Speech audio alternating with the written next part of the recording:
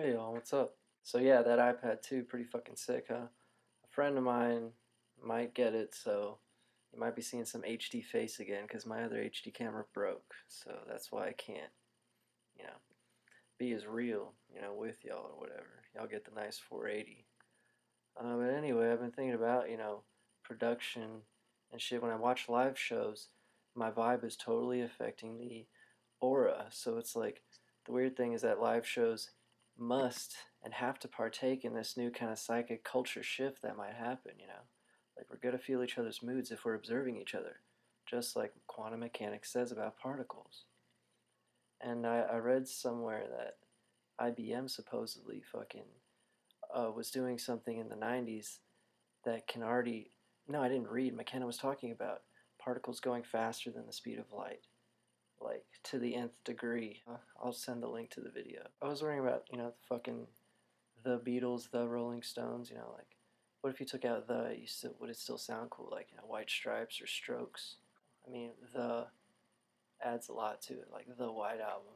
You don't say the Sergeant Pepper. It's like I know I'm 24 now, but I feel as curious as I was in high school. Like, the more I read, the more I'm curious. Instead, most people are like, the more they know, the more insubstantial they think the world is, because the kind of knowledge they're searching for is boring. You should search for the right kind of knowledge. It's a really weird thing to have knowledge that does fulfill your everyday life, and if astrology is not for you, I would still recommend a reading so you could find something that is. Like, once again, I said it earlier, but the head guy of Skeptic Magazine has a majority of Earth signs. Okay? They need tangible evidence, and hopefully I can give him that. It's weird, like right down the street, there's this place called Villas, but it so looks like Villars every time I pass it. It's just, a villa, a place to stay, a nook.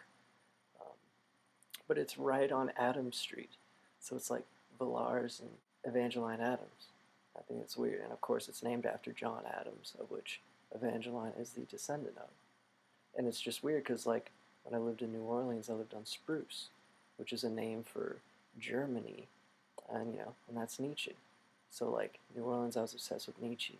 So is that street name an archetype for that? And now I'm an archetype for Evangeline Adams. It's kind of tight. But yeah. Yeah, but finally, if you have a PC or a Nook or an iPad, please go to barnesandnoble.com and download the journal of Dostoevsky, because he's talking about a dream in which he just literally traveled through space to a different star that looked just like our sun, but it was a different Earth, and all these people were like very positive and heavenly and only cared about feelings. Okay? This is the DMT realm. I know I have glasses shit, but I don't care. This is the DMT realm. I'm not even finished reading it, and I already know it's destiny. The crazy part is he has the triple conjunction of Uranus, Venus, and Neptune exactly in Sagicorn, just like yours truly.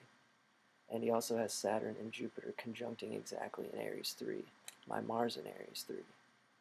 And supposedly Mayan Katuns, which are 7,200 days long, are exactly Jupiter-Saturn conjunctions. So it's kind of a Mayan thing, and he gets to touch into that DMT realm. You have to read it yourself. If it's PC, it's free. It costs $0.